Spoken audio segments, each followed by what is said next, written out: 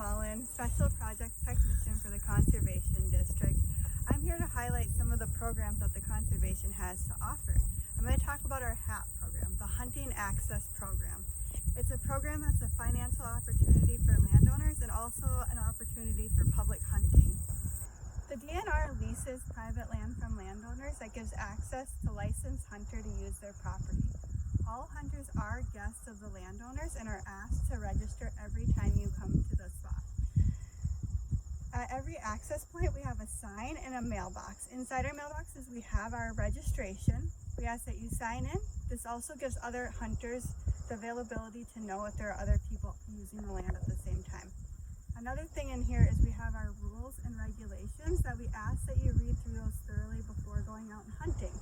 We also have a map. Our maps are very important because we don't want people to trespass. So when you're out, you read the map thoroughly, you'll also see that we have our HAP boundary signs. Our boundary signs look like this. They'll be posted out throughout the property, so keep an eye out for those. Another thing is, we